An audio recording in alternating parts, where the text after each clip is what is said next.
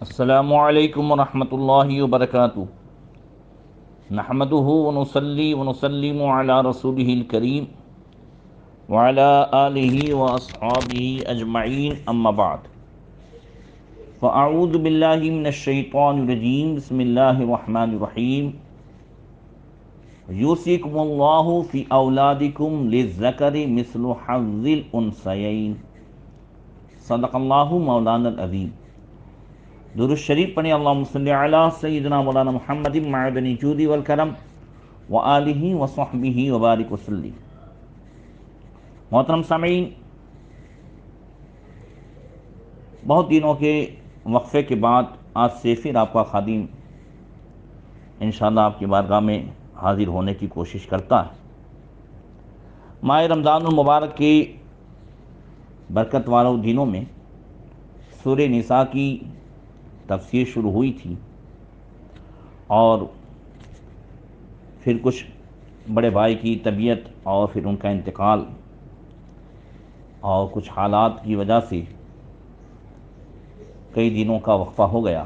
اب بھی دعا کریں اللہ تعالیٰ بڑے بھائی کی مغفرت فرمائے۔ آج سے انشاءاللہ تبارک و تعالیٰ دو طرح کے درس شروع ہوں گے۔ ایک دن درس تفسیر جس میں سورہ نساء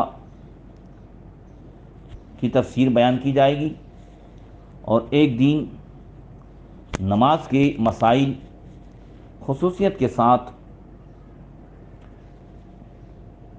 سجدہ سہو کے تعلق سے، واجبات کے تعلق سے اور نماز کے اہم مسائل کچھ فرائض اور شرائط کے تعلق سے بیان کیے جائیں گے، جس میں انشاءاللہ تبارک و تعالی خلیفہ حضور مفتی اعظم ہند ہمارے کرم فرما حضور اشرف الفقہاء مفتی اعظم مہاراشٹر حضرت علامہ مفتی مجیب اشرف صاحب رحمۃ اللہ تعالی علیہ کی کتاب مسائل سجدہ سہو سے انشاءاللہ تبارک و تعالی مدد لی جائے گی، اور بھی دوسری کتابوں سے بات پہنچانے کی کوشش کروں گا۔ اللہ تبارک و تعالی حضرت کے درجات کو بلند فرمائے۔ آج سے سورہ نساء کی تفسیر میں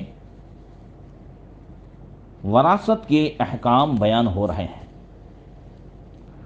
اللہ ارشاد فرماتا ہے، یوصیکم اللہ فی اولادکم للذکر مثل حظ الانثیین۔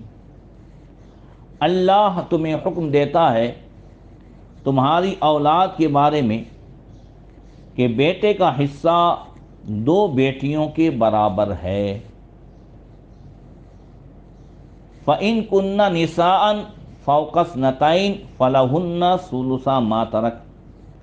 پھر اگر صرف لڑکیاں ہوں، یعنی مرنے والے کی صرف لڑکیاں ہوں، تو فَلَهُنَّ ثُلُثَ مَا تَرَكَ، تو اگرچہ دو ہو یا دو سے اوپر ہو تو ان کو ترکے کی 2/3 یعنی 66 حصہ انہیں ملے گا۔ وَإِن كَانَتْ وَاحِدَةً فَلَهَا النِّصْفُ، اور اگر ایک لڑکی ہو تو اس کا آدھا، یعنی کل مال میں سے اسے آدھا ملے گا۔ حضرات انشاءاللہ تعالی اس کی تفصیل بیان کی جائے گی۔ سب سے پہلے اس آیت کریمہ کے شان نزول کے تعلق سے دو روایتیں مفسرین کرام نے پیش کی ہے۔ پہلی روایت وہ کہتے ہیں جو بخاری مسلم میں ہے، حضرت سیدنا جابر رضی اللہ تعالیٰ عنہ سے روایت ہے۔ وہ فرماتے ہیں کہ ایک مرتبہ میں سخت بیمار ہوا، نبی کریم صلی اللہ علیہ وسلم حضرت ابوبکر صدیق رضی اللہ تعالیٰ عنہ کے ساتھ میری عیادت کو، بیمار پرسی کو تشریف لائے۔ حضور نے مجھے بے ہوش پایا، نبی کریم صلی اللہ علیہ وسلم نے وضو فرمایا، اور وضو کا وہ پانی غسلہ شریف مجھ پر چھڑکا، مجھے ہوش آ گیا۔ تو حضرت جابر کہتے ہیں کہ میں نے حضور نبی کریم صلی اللہ علیہ وسلم اور حضرت ابوبکر صدیق کو اپنے سرہانے بیٹھا پایا۔ سبحان اللہ۔ کیا شاندار قسمت ہے. کسی شاعر نے، غالباً استاد زمن کا یہ شعر ہے کہ سرے بالی انہیں رحمت کی ادا لائی ہے، حال بگڑا ہے تو بیمار کی بنائی ہے. حضرت جابر رضی اللہ تعالیٰ عنہ نے آنکھ کھولی اور حضور کو جب سرہانے بیٹھا دیکھا تو وہ کہتے ہیں میں نے عرض کی یا رسول اللہ، میں اپنے مال کے متعلق کیا فیصلہ کروں؟ میرے بعد یہ میرا مال کیسے تقسیم ہوگا؟ غالباً ان کی کچھ 9 بہنیں تھیں. تو حضور نبی کریم صلی اللہ تعالی علیہ وسلم نے حضرت جابر کو کچھ جواب نہیں دیا، اور اس وقت یہ آیت نازل ہوئی. بعد میں اس آیت کو جو ہے ان تک پہنچایا گیا. اور دوسری روایت ترمذی شریف میں وہ کہتے ہیں کہ حضرت سعد ابن ربیعہ شہید ہوئے. انہوں نے ایک بیوی اور 2 لڑکیاں اور ایک بھائی چھوڑا. اس زمانے کے دستور کے مطابق سعد کے بھائی نے سارا مال لے لیا اور ان بیوہ اور یتیم بچیوں کے لیے کچھ نہیں چھوڑا. وہ بیوہ بیوی بارگاہ رسالت میں حاضر ہوئی، عرض کرنے لگی یا رسول اللہ، میں اب کہاں جاؤں اور یہ یتیم بچیاں کہاں دھکے کھائیں؟ میرا خامین یعنی ان بچیوں کا باپ آپ کے ساتھ شہید ہو گیا، مال پر ان کے چچا نے قبضہ کر لیا. حضور نبی کریم صلی اللہ علیہ وسلم نے فرمایا مت گھبراؤ، اللہ تعالیٰ تمہاری مدد کرے گا. تب یہ آیت کریمہ نازل ہوئی. حضور نبی کریم صلی اللہ علیہ وسلم نے سعد کے بھائی کو حکم بھیجا کہ سعد کے مال کا 8واں حصہ یعنی 100 میں سے 12.5 روپے یہ ان کی بیوی کو دو، اور 2/3 یعنی 66 روپے ان کی لڑکیوں کو، اور باقی جو بچے وہ تمہارا. حضرات، اسلام میں علوم دنیا میں علم میراث یعنی وراثت کے علم کو بہت اہمیت دی گئی ہے. آقا کریم صلی اللہ تعالی علیہ وسلم نے حدیث پاک میں ارشاد فرمایا، حضرت ابو ہریرہ رضی اللہ تعالیٰ عنہ سے وہ کہتے ہیں کہ حضور نے فرمایا یا ابا ہریرہ تعلموا الفرائض وعلموا فإنه نصف العلم وهو ينسى وهو اول شيء ينتزع من امتی. حضور نے فرمایا ابو ہریرہ علم فرائض یعنی وراثت کا علم خود سیکھو اور اسے دوسروں کو بھی سکھاؤ، اس لیے کہ وہ آدھا علم ہے اور یہی وہ علم ہے جسے بھلا دیا جائے گا، اور وہ علم جو سب سے پہلے میری امت سے اٹھایا جائے گا یہی علم فرائض ہوگا یعنی وراثت کا علم ہوگا. وراثت کے علم کو آدھا علم فرمایا گیا. اس کی وجہ علماء کرام فرماتے ہیں کہ انسان کی 2 حالتیں ہیں، ایک حالت حیات اور ایک حالت موت. تو آدھا علم کا تعلق حالت حیات سے ہے اور آدھے علم کا تعلق موت کے بعد سے ہے. اور اسی وجہ سے آج جو حالات ہم دیکھ رہے ہیں واقعی یہ علم اٹھتا چلا جا رہا ہے. کہیں اس کا ذکر نہیں مل رہا، کہیں اس کے تذکرے نہیں ہوتے.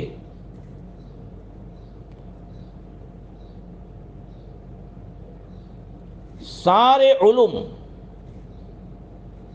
علم کا ایک حصہ ہے اور تنہا فرائض یعنی علم میراث یہ دوسرا حصہ ہے. اسی علم سے میت کے وارثوں میں عدل و انصاف کیا جاتا ہے. اگر کوئی شخص اپنی ساری زندگی عبادت و ریاضت میں گزارے مگر اپنے وارثوں پر ظلم کرے اور اس حال میں مرے کہ انہیں اگر میراث سے محروم کر دے تو سمجھیے کہ اس کی عبادت و ریاضت سب بیکار ہے. ایک حدیث پاک سنیں. حضرت نعمان بن بشیر صحابی رسول رضی اللہ تعالیٰ عنہ فرماتے ہیں کہ میری ماں نے میرے باپ سے عرض کی کہ اپنا فلاں باغ میرے بچے نعمان کو ہبہ کر دو، گفٹ کر دو، اور اس پر حضور نبی کریم صلی اللہ علیہ وسلم کی گواہی قائم کر لو۔ چنانچہ حضرت نعمان بن بشیر کہتے ہیں کہ میرے والد مجھے بارگاہ رسالت میں لے آئے اور عرض کی کہ یا رسول اللہ، میں فلاں باغ اپنے اس بیٹے نعمان کو دیتا ہوں، یا رسول اللہ آپ اس پر گواہ رہیں۔ آقا نے فرمایا کیا تمہارے اور بھی فرزند ہیں، تمہاری اور بھی اولاد ہیں؟ عرض کیا ہاں۔ فرمایا ان سب کو تم اتنا ہی مال دینا چاہتے ہو، اتنا مال تم نے دیا ہے ان کو بھی؟ عرض کیا نہیں یا رسول اللہ، میں تو نعمان ہی کو دینا چاہتا ہوں۔ فرمایا میں ظلم پر گواہ نہیں بنتا، جب تم چاہتے ہو کہ تمہاری ساری اولاد تمہاری خدمت کرے تو تم بھی ساری اولاد میں انصاف سے کام لو۔ حضرات، یہاں پر ایک بات اور عرض کر دوں کہ جس طریقے سے یہ ابھی آپ نے سنا سورہ نساء کی یہ آیت میں کہ اللہ تمہیں حکم دیتا ہے تمہاری اولاد کے تعلق سے للذکر مثل حظ الانثیین، کہ بیٹے کا حصہ دو بیٹیوں کے برابر ہے، یعنی اگر جو ہے بیٹی کو 25 ملے تو بیٹے کو 50 ملے، ڈبل ہے۔ تو یہ اس صورت میں ہے، وراثت کے سارے احکام مرنے کے بعد ہوں گے، بڑی تفصیل انشاءاللہ بیان کروں گا میں۔ مگر اگر زندگی میں کوئی بانٹنا چاہتا ہے تو اسے سب کو برابر برابر دینا ہوگا، لڑکے کو بھی اور لڑکی کو بھی، سب کو برابر برابر دینا ہوگا۔ یہ اسلام کی وہ تعلیم ہے جس سے ہم اکثر جو ہے غفلت میں ہے۔ اور حضور نبی کریم صلی اللہ تعالی علیہ وسلم نے جو فرمایا کہ علم فرائض ایسا اٹھ جائے گا کہ دو مسلمان میراث کا مسئلہ لیے پھریں گے، کوئی حل کرنے والا نہیں ہوگا۔ قرآن کریم نے نماز، روزہ، حج، زکوٰۃ وغیرہ کے احکام تو شورٹ میں بیان فرمائے، مگر میراث کے مسائل بہت تفصیل سے بیان فرمائے، جس سے اس فن کی اہمیت کا پتہ چلتا ہے۔ موجودہ حالات میں مسلمان جہاں دیگر دینی باتوں سے بے پرواہ ہو گئے، وراثت کی تقسیم سے بھی ایسے ہی بے نیاز ہو گئے۔ آج کل عام پڑھے لکھے لوگ بھی وراثت کے علم سے بے خبر ہیں، جس کی وجہ یہ ہے کہ عام مسلمان نہ نماز کے وقتوں کی پرواہ کرتے ہیں، نہ میراث کی صحیح تقسیم کی۔ بعض جگہ تو مسلمانوں نے میراث میں اسلامی قانون چھوڑ کر مشرکین کا قانون قبول کر لیا ہے، جس سے ان کی لڑکیاں میراث سے محروم ہو گئیں۔ گویا معاذ اللہ یہ لوگ جی تو مسلمان ہیں، مگر مرتے ہی اب ان کی اولاد میں طریقے جو ہیں وہ غیروں کے آ گئے۔ اب ہمارے یہاں بھی لڑکیوں کو کچھ نہیں دیا جاتا، کہہ دیا جاتا ہے ہم نے شادی تو کرا دی تھی، ہم نے جہیز تو دیا۔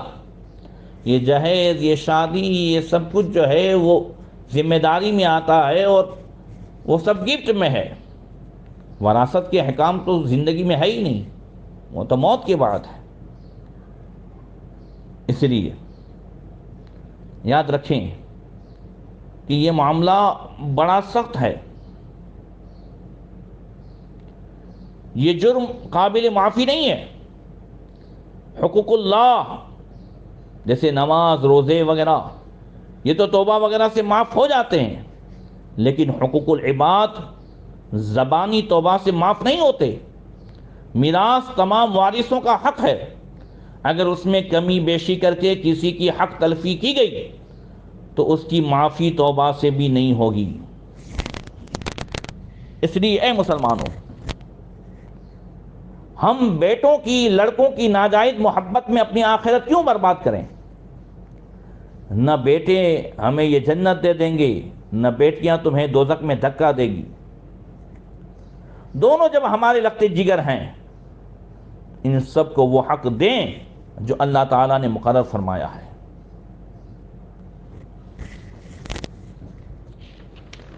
یہ اسلام سے پہلے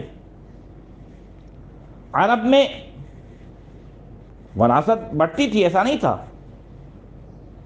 مگر نسبی رشتوں میں بچوں، لڑکوں اور مردوں کے درمیان بڑھ جاتی تھی، عورتوں کا کوئی حق نہیں تھا۔ اور دوسری صورت تھی عہد، یعنی ایک دوسرے کے ساتھ اگر ایک قبیلے نے دوسرے قبیلے کے ساتھ عہد کر لیا ہے تو اس صورت میں بھی وہ آپس میں ایک دوسرے وارث ہوتے تھے۔ شروع اسلام میں ان دونوں کو کچھ باقی رکھا گیا، جیسے اللہ ارشاد فرماتا ہے وَلِكُلٍّ جَعَلْنَا مَوَالِيَ مِمَّا تَرَكَ الْوَالِدَانِ وَالْأَقْرَبُونَ، اور دوسری صورت میں فرماتا ہے وَالَّذِينَ عَقَدَتْ أَيْمَانُكُمْ فَآتُوهُمْ نَصِيبَهُمْ، کہ تمہارا جن سے عہد ہوا ہے ان کو ان کا حصہ دو۔ پھر اس میں اور دو چیزیں بڑھائی گئیں شروع اسلام میں، ایک ہجرت اور ایک عقد مواخات، یعنی اللہ کے رسول نے جو انصار و مہاجر کو آپس میں بھائی بنایا تھا وہ بھی آپس میں ایک دوسرے کے وارث ہوتے تھے۔ مگر اب اس کے بعد جب یہ آیت نازل ہوئی ہے تو یہ ساری جو چاروں صورتیں ہیں وہ منسوخ ہو گئیں، اور اب اسلام میں وراثت کے 3 سبب ہیں۔ ایک نسب کے حساب سے ایک دوسرے وارث ہوں گے، دوسرے سبب یعنی نکاح، اس آیت میں جو ابھی میں نے بیان کی ہے وہ نسب کے حساب سے وراثت کے حصے بیان ہوئے، اور اس کے بعد کی جو آیت آئے گی وَلَكُمْ نِصْفُ مَا تَرَكَ أَزْوَاجُكُمْ، اس میں نکاح کی وجہ سے جو ایک دوسرے کے وارث ہوتے ہیں میاں بیوی، اس کا ذکر آئے گا۔ اور تیسرا ولا یعنی غلام، جو کہ ابھی آقا اور غلام اس کا رواج نہیں ہے تو میں اس پر گفتگو نہیں کروں گا۔ آئندہ انشاءاللہ تبارک و تعالی اس بات کا تذکرہ ہوگا کہ میت کے مال میں سے سب سے پہلے کیا کیا جائے اور وہ کس طریقے سے تقسیم ہوگا، اور اس میں کون حصہ پائے گا اور کون نہیں پائے گا، انشاءاللہ تبارک و تعالی آئندہ اس سے ذکر کیا جائے گا۔ اللہ تبارک و تعالی ہمیں اس پر عمل کرنے کی توفیق عطا فرمائے۔ السلام علیکم ورحمۃ اللہ وبرکاتہ۔